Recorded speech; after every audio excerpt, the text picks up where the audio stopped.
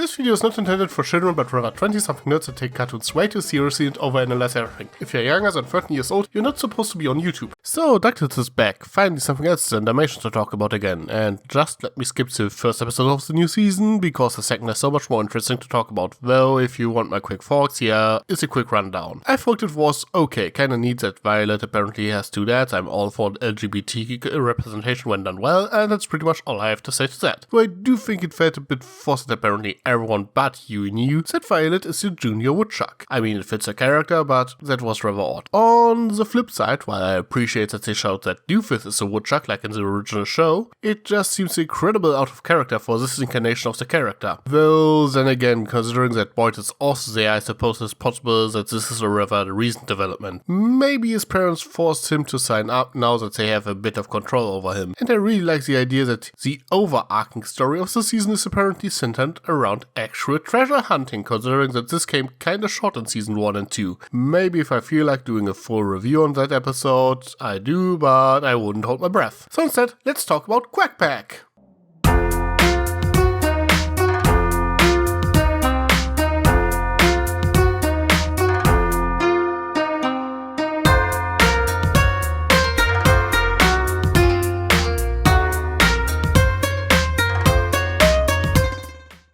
So, Quack Pack. First of all, it has nothing to do with the 90s show of the same name, which I think is a missed opportunity. I mean, the only thing they maybe took from that show is Huey's outfit. Well, and maybe the idea to have humans in this episode. And really, that's frankly a bit of a disappointment. I mean, they really baited us with this episode since Quack Pack sorta became a meme over the last couple of years by virtue of being concentrated 90s cheese. And indeed, this episode is a parody of 90s TV. But early 90s sitcoms, whereas the original Quack Pack is a totally radical late 90s cartoon. So those two have actually little in common. So really there was no real point in naming this episode Quack Pack other than to cash in on the name a bit. You could have at least written the triplets with their Quack Pack personalities, considering that they are more or less the opposite of their DuckTales personalities. It would have been a nice way to show that something is off. But okay, using the name alone is still a rather nice callback to a weird part of Disney history, I suppose. Anyway, what is this episode about? Well, the Duck family is trapped within a sitcom, because Donald actually wished to a genie that his family faces normal family problems instead of going on crazy adventures. Huey is the only one who notices that something is off and has to convince the others that they are trapped in a TV show, which he eventually does. But the wish strikes back and they have to deal with the live studio audience, consisting of humans and some poorly conceived storylines, until Donald decides to undo his wish after a heart-to-heart talk with Goofy. Oh yeah, Goofy is in this episode. Overall, I like the general plot idea. While they already did something similar with the Most Dangerous Game Night back in season 2, where Louie wanted his family to be normal instead of going on adventures all the time, it works much better in this episode, as this wish to be normal has been an established character trait of Donald from the very beginning. Though, like in the Most Dangerous Game Night, I see it a bit of a problem that the show actually isn't that much about the Ducks family seeking out adventures than just stuff happening to them, which always kinda bugged me. This episode itself also sort of falls into this trap, as Lamp is apparently the first treasure that is listed in the journal, but we kinda skip the entire treasure hunt. That being said, it is rather nice to see that the place where they found the lamp is also a shout out to the movie, though the fact that this lamp apparently also belonged to Collie Barber. I know that lamp is here somewhere. I found it years back, shoved in among the treasure of Collie Baba. Perhaps if you had told literally anyone about it instead of locking it away. There's nothing to tell. It's a cheap bauble, not worth all the hard adventure it took to get it. Big waste of time. Why would I tell anyone about that? Found it! It's gotta be one of these. It's none of those. Vince's journal said the lost lamp of Kali Baba is here. How many lamps did this jerk have? All we have to do is beat the scorpion, survive the gauntlet, and travel 4 days through the desert on foot!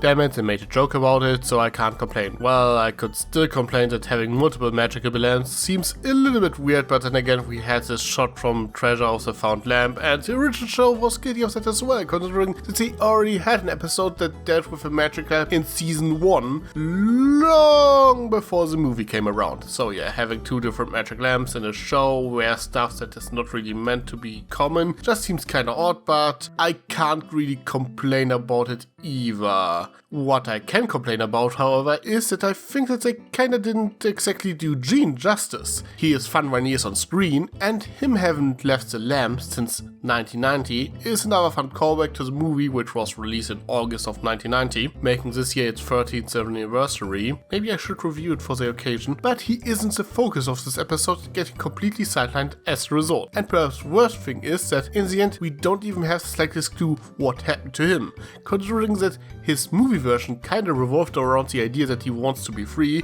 and that the prior episode Treasure of the Found Lamp established that you have to wish a genie free. It is kinda weird that they don't bother to address this in this episode at all, instead Donald is just using his third wish for a photo.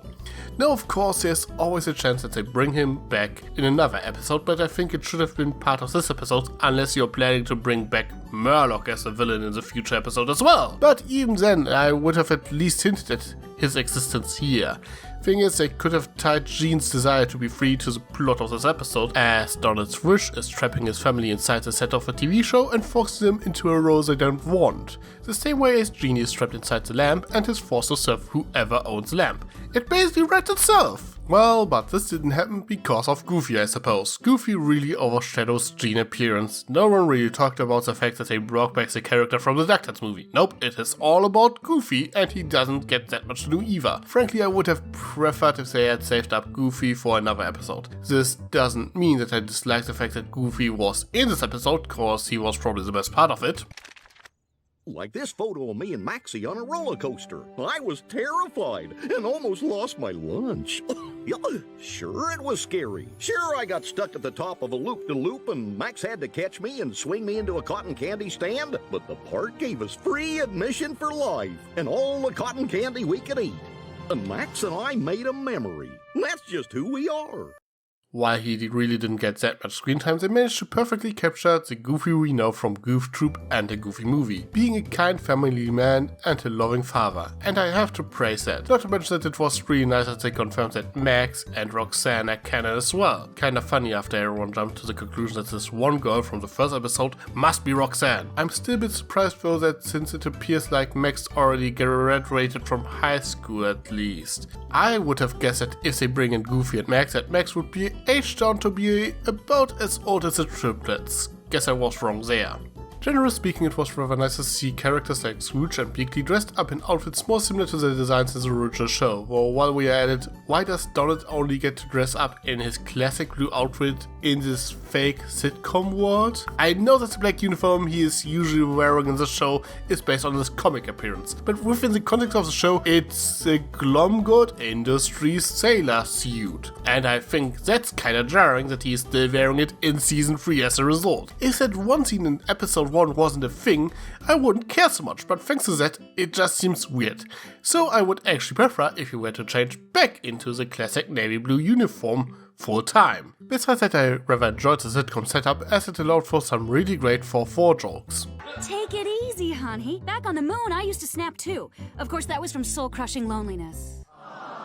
Okay, I'll prove it. In all this time fixing the room, have you noticed it only has 3 walls? Oh, don't be daft, lad. Of course there's a 4th wall. Oh, really? Have you actually looked at it? Yeah, that was hilarious, and there's of course the audience, who got upset when the characters in their favorite show didn't act like they should. I mean, who does that?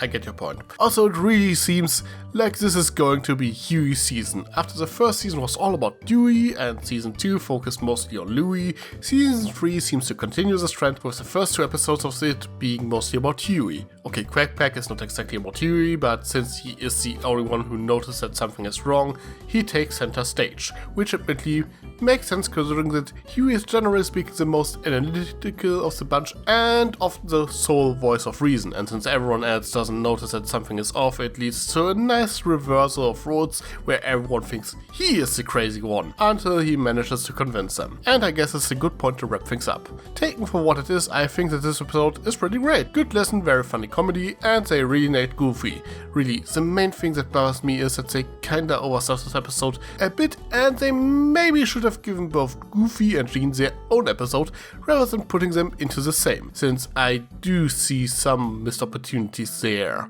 But what about you? Did you like this episode? Anything questions about you. Do you think there is even the slight chance that we get to see Mickey joining Donald and Goofy in some episode? Let me know in the comments below. I am Tricky Fox. Stay foxy.